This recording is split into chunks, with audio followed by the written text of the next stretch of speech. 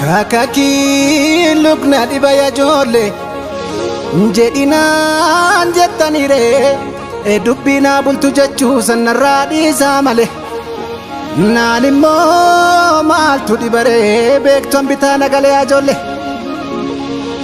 inni tokko ijaaruuf kaata keenya ni tokko ndiiga balleessee baduuf fiiga inni tokko yoo fayyuuf jedhu keenya ni tokko niiga ajolle kana yaada yeelala eessaan rafee bula kan nu dhibotoo jiru maal isheen wal dhibani maal isheen wal qoodani waliif yaaddoo ta'uuni ba'aarratti maxoo waliif dabaluun kun maalimee humna wal dhowuun kuni hagamuun nun deemsisu hawaashuun nun ceesisu yaa ijoollee maaloo maaloo waan ufii maaloo iswal sakaalu cimsan si caalu madaamo goleedha taatuuf summiidha yoomittuu beekne walkoomiif geenye maaloo maaloo maaloo maaloo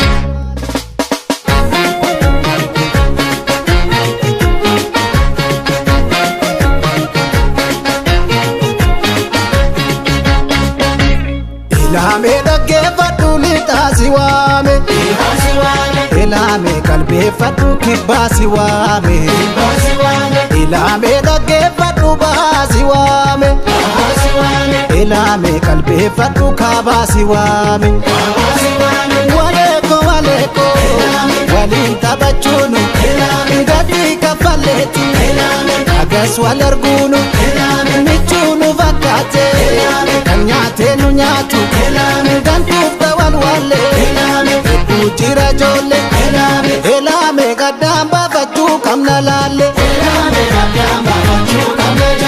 ilaamee addaan baafachuu qabna ijoollee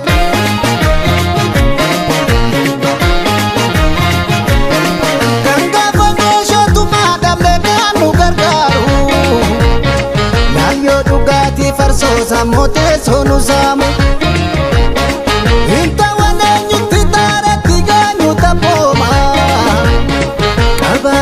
Isa jechuun kuni maal akkam goona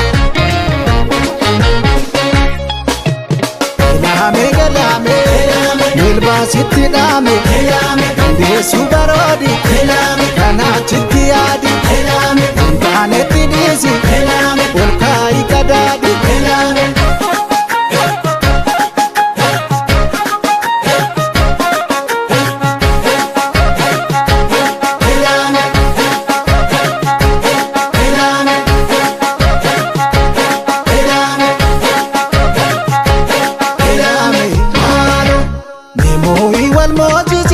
walinafa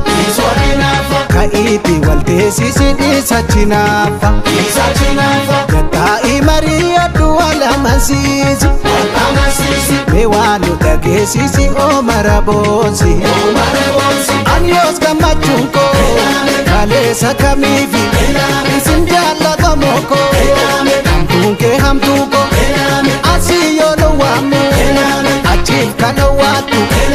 gantuuf ta'an wallee ishee wallaalle ilaamee gaddaan baafachuu qabna ijoollee ilaamee gaddaan baafachuu qabna ijoollee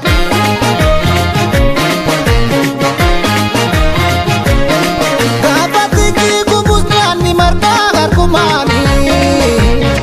yaalles kan taatu eegan taane karaan keenya daani